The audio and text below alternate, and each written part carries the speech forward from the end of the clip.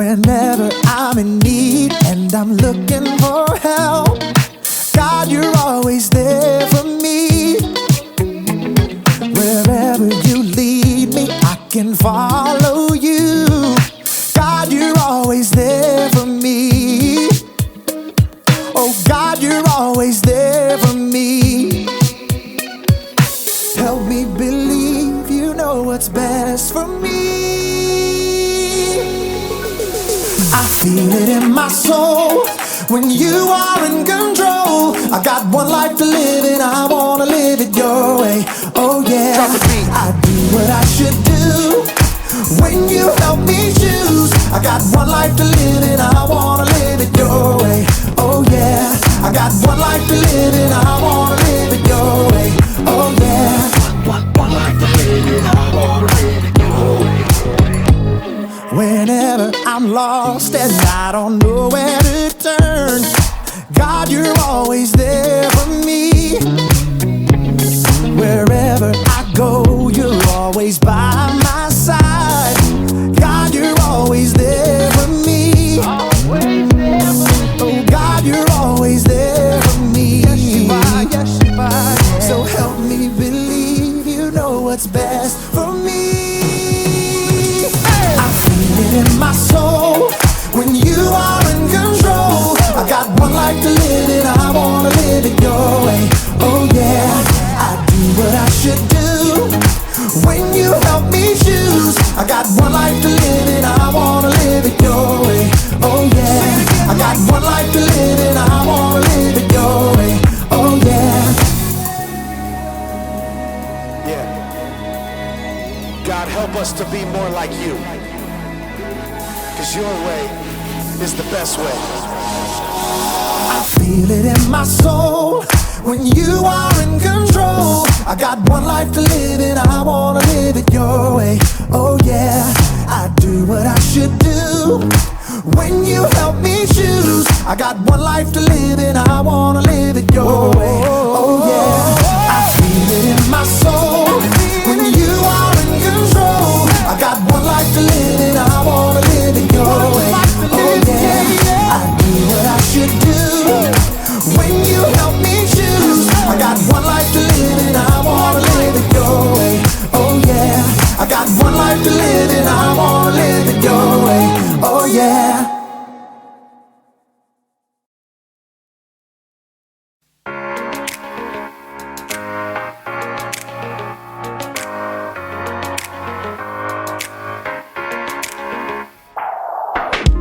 I remember thinking when I was a little bit smaller that all my days would be filled with happiness and fun. But then I discovered it's not that easy. Some days can get you down, but the rest is up to us. I won't hesitate to see something great, 'cause I choose joy. When life gets tough, I'll still get down. I'm gonna drop that beat, dance all around.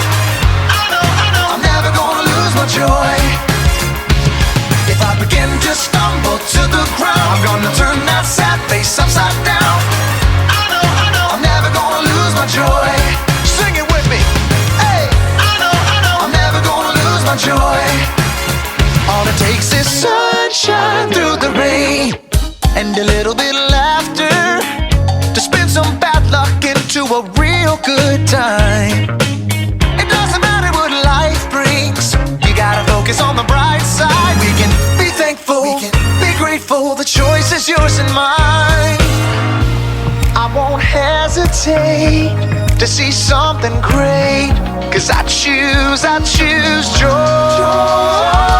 When life gets tough, I'll still get down. I'm gonna drop that beat, dance all around. I know, I'm never gonna lose my joy. If I begin to stumble to the ground, I'm gonna turn that sad face upside down. I know, I'm never gonna lose my joy. I know, I'm never gonna lose my joy.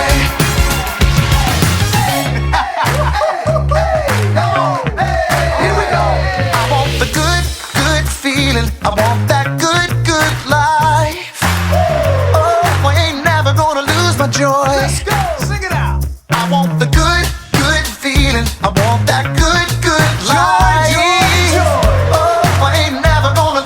joy. Let's do it. When life gets tough, I'll still get down. I'm gonna drop that beat, dance all around. I'm never gonna lose my joy. If I begin to stumble to the ground, I'm gonna turn that sad face upside down. I'm never gonna lose my joy. When life gets tough, I'll still get down. I'm gonna drop that beat, dance all around. I'm never gonna lose my joy. If I begin to stumble to the ground, I'm gonna turn that sad face upside down. I'm never gonna lose my joy. I'm feeling joyful. I got that joy. I'm never gonna lose my joy. Give me the joy, y'all.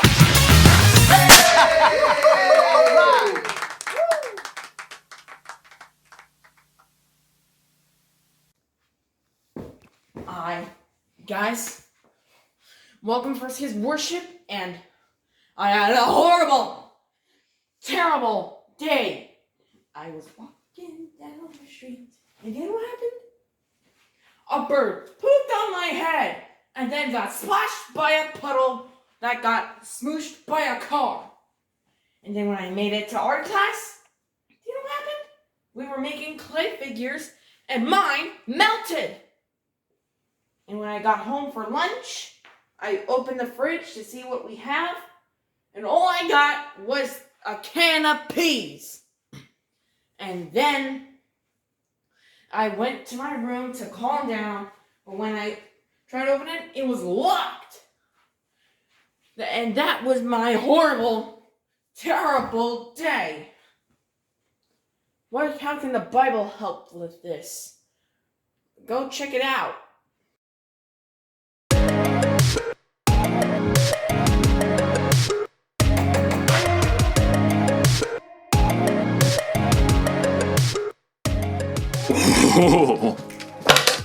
Hello everyone, my name is Jacob, here today to talk to you about self-control. Self-control is choosing to do what you should, even when you don't want to. It's very important to have control.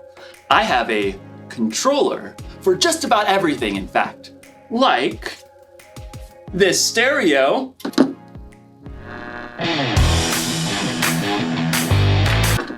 Thanks, stereo. Or this fan. I've even got a remote for my blender. And of course, everyone's favorite remote control, the TV remote. Whoa, where is the TV remote? This is its spot. This is its home. It's where it lives. Where are you, little TV remote? TV remote! TV? TV? TV? TV? No, little guy, where are you? TV! This makes me so mad. I bought the remote caddy so that I could house my remotes. And when someone takes the remotes away and doesn't put it back, I get real angry. I ask you, why have a remote caddy if you're not gonna caddy the remotes?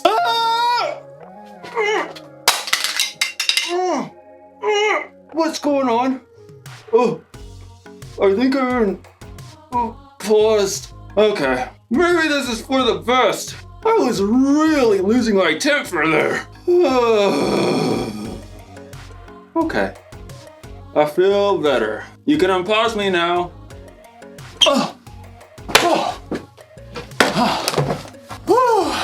That was a close one. Anger can really take over if you let it. In today's story, we'll hear about a guy named David who had every reason to be angry. Let's hope it doesn't control him. Oh, I wonder what this controls.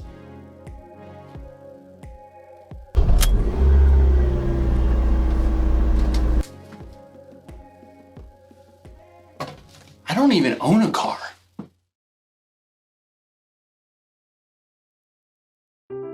The Bible. It's 66 books of history, stories, letters, and poetry that fit together to form God's one big story. The epic adventure of how He created us and loves us so much that He made a way to rescue us. As we travel through the Bible, from Genesis to Revelation, we discover people who met God and found their lives changed forever. Now, for an amazing story. Inspired by the book of 1 Samuel, chapter 24. David had been chosen by God as Israel's next king, but for a while, Saul was still king. David served King Saul and won many battles for him. The people loved David. Hey, David, you're so fine, you blow our money, David! Hey, David! Saul, however, was deeply jealous of David. In fact, he even tried to kill him. David escaped into the wilderness, where around 400 men came to join him. People who were in trouble or owed money. A merry band of misfits. But Saul still saw David as a threat. When he heard that David and his men were camped in the desert of Maon, Saul took soldiers to chase after him. They're right behind us, David. Quick, we'll head around the mountain. Just as Saul and his men were closing in on David, Saul received word that the Philistines were attacking Israel. Oh, phooey. Saul was forced to stop the chase and deal with the Philistines. David and his men could breathe a sigh of relief. There's a safe place near En-Gedi. Maybe Saul will finally leave us alone if we hide out there. But as soon as Saul had dealt with the Philistines, a messenger brought news. David is in the desert of En-Gedi. Aha! We've got him this time. Gather 3,000 of the best soldiers from all of Israel. But, Your Majesty, David only has 400 men. 3,000, and not one less. Saul set out once more, determined to wipe out his rival. I bet that pipsqueak is hiding out near the rocky cliffs of the Wild Goats. Well, that seems oddly specific. Yeah, he used to herd sheep. In fact, David and his men have been staying near some sheep pens not far from the cliffs. Saul, headed this way.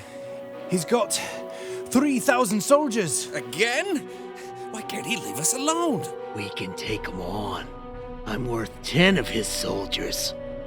David could feel his anger boiling, but he took a deep breath. No, we won't fight them now. And we won't have a choice in about 6 minutes. The caves! I want everyone inside! Stat! David and his men hurried into a nearby cave that cut deep inside the cliffs. All the way to the back! They're here! Outside, near the sheep pens, Saul had called a halt. Take a break, men. At that moment, Saul found himself in need of a royal outhouse. I require a royal outhouse. I believe there's a cave over there, Your Majesty. I suppose it'll do. Saul entered the cave.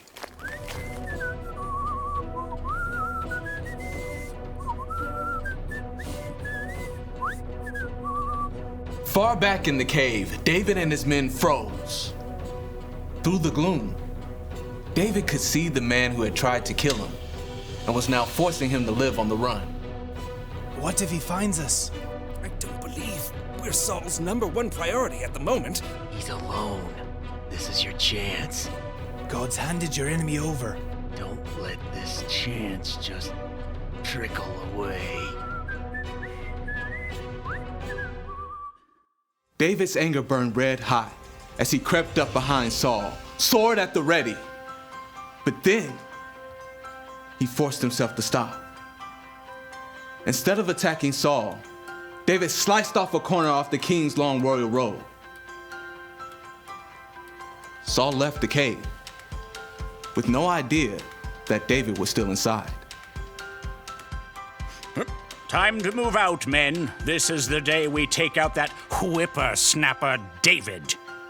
But at that moment, David emerged from the cave and cried out, King Saul! David? David bowed low to the ground. Why do you listen when men say David is trying to harm you? This day you have seen with your own eyes how the Lord handed you over to me in the cave. Some of my men begged me to kill you, but I didn't. I said, he is the Lord's anointed king. Saul could only stare in shock as David held the piece of fabric he cut from Saul's robe. Look at this! I cut off the corner of your robe, but I did not kill you. Yet you are hunting me down to kill me. May the Lord show that I'm not guilty of doing anything wrong. May he save me from you. The truth cut Saul to the heart and began to weep. Oh, you are a better person than I am. You have treated me well, but I've treated you badly. May the Lord reward you. I know for sure that you will be king. Now, promise me that you won't kill my family or wipe out my name from my family line. David looked his enemy straight in the eye. I promise. Then Saul and his men returned home, and David and his band of misfits returned to their usual hiding place.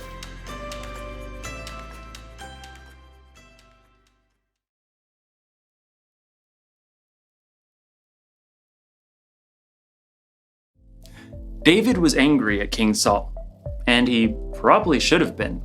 King Saul was trying to kill David.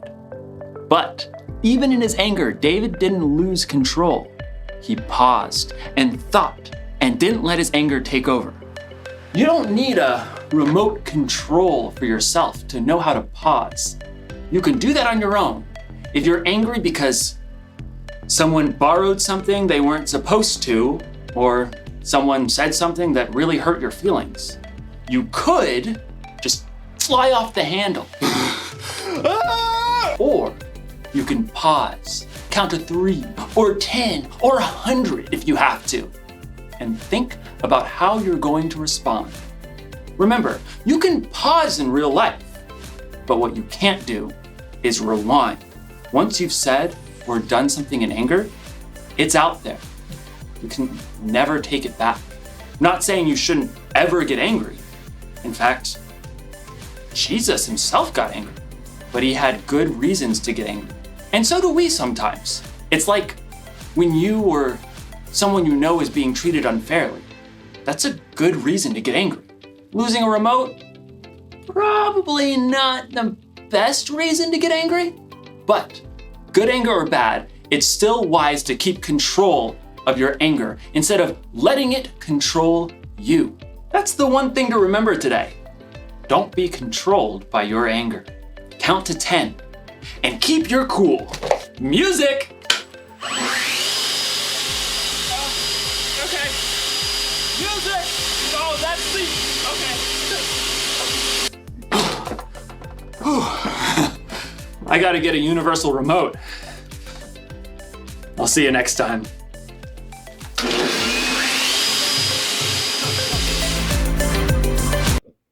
Hi, welcome back. I just finished meditation and reading God's Word. I read an interesting verse that says, "You must be quick to hear, slow to speak, and slow to become angry, for anger of a man does not produce the righteousness of God." During that time where I picked up a can of peas from the fridge, Mom ordered pizza for us, and yum. And then I cleaned off the bird poop, and no poo on me. And then, at that time, Mom unlocked my bedroom door, and back at art class, my clay figure was supposed to be a saber-toothed cat, but it melted into a form of a walrus. Now, how can you control your anger today? Make sure to click like, subscribe, and leave a comment. This is Spencer, signing off. Remember, God made you special, and he loves you very much. Bye!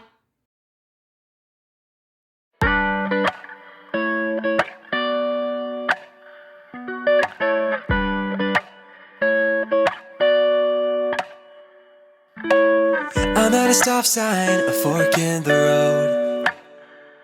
Shaking my emotions, looking at my options. Which way to go? It's a moment of decision, an opportunity to do what's right by you and what's best for me. So maybe I will do just just what I know that I should do, even when it isn't really what I'm wanting to. I know there is a way that I can honor you, and so I'm gonna do just what I know that I should do.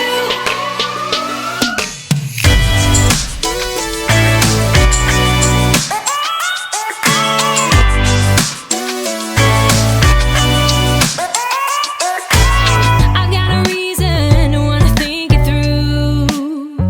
I know for every action there is a reaction. That's nothing new. It's a moment of decision, an opportunity to do what's right by you, what's best for me. So maybe I will do just what I know that I should do, even when it isn't really what I'm wanting to. I know there is a way that I can honor you, and so I'm gonna do just what I know that I should do.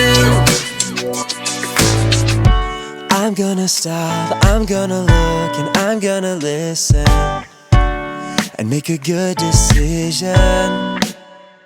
Yeah, I'm gonna stop, I'm gonna look, and I'm gonna listen, yeah, and make a good decision. I will do just what I know that I should do, even when it isn't really what I'm wanting to. I know there is a way that I can honor you, so I'm gonna do just what I know that I should do. So maybe I will do just what I know that I should do, even when it isn't really what I'm wanting to. I know there is a way that I can honor you, and so I'm gonna do just what I know that I should do. Do just what I know that I should do. Do just what I know that I should do. So I'm gonna do just what I know that I should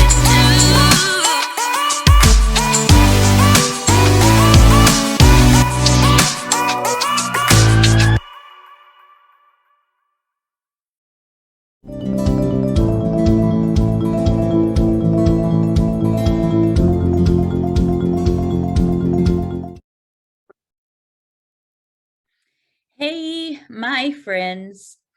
I want to tell you something really, really special. While you are watching First Kids, before this series started at the beginning of January, Larry Badger, the one that does a lot of our behind the scenes video stuff, he was telling adults in Bible study for Wednesday Bible study, he said, you know what? Our First Kids series in January is really, really good, and all adults should watch it too because it is on self-control. And I think he's absolutely right. I hope that you guys are learning a lot in this series that not only is for you, but it's for adults too, because self-control is really, really, really hard sometimes to have. And if you guys have tried to have self-control, like when you're mad, trying not to yell or trying not to scream at somebody or trying not to be mean, you know that it's hard. So I just got done a little while ago doing a devotional for adults, and I used this compass, and I thought that this was a good time for me to do the same type of thing for you guys because it really has a lot to do with self-control. So I'm going to take my picture off of this for a minute so that you can see the compass. So if you have seen a compass before, you know that this one is a little bit backward because the west should be over where the east is. The W should be where the E is, and the E should be where the W is. But I think the person that made this, that created this visual for us, did a really good job of helping us to understand that we go in a different direction sometimes. So sometimes we go to the east where there's mostly my will, but some of God's will. Sometimes we go to the west where there's mostly God's will, but some of my will.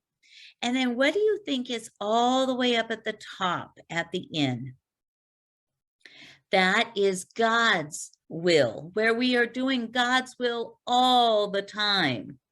And then what do you think is at the bottom, down at the S?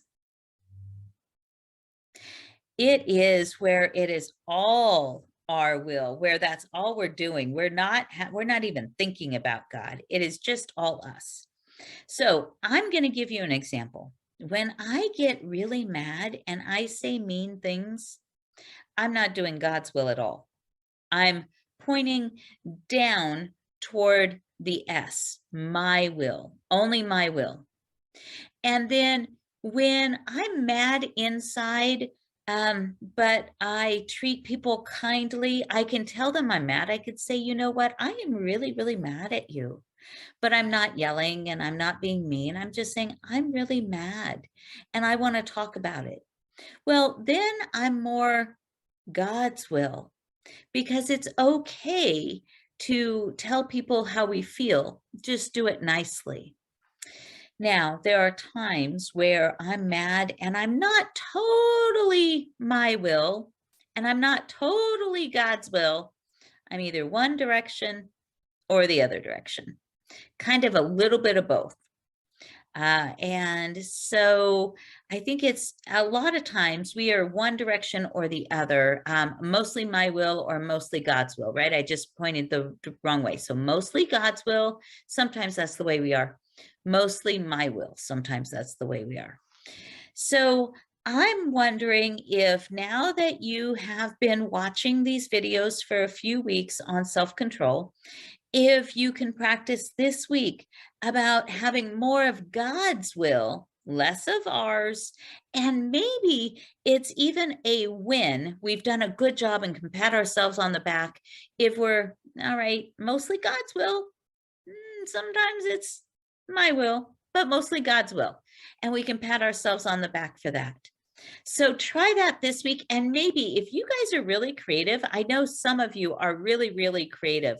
You can make a compass and have it have a north that's mostly God, a south that's mostly, that's all, a north that is all God, a south that is all you, and then an east and a west that is some you and some God. And then maybe put it up in your room where you can see it. And that way, when you sometimes get angry, you can say, okay, how did I do? Was I behaving like God wants me to, behaving like he doesn't want me to, or somewhere in between? I love you guys. See you next time. Bye-bye.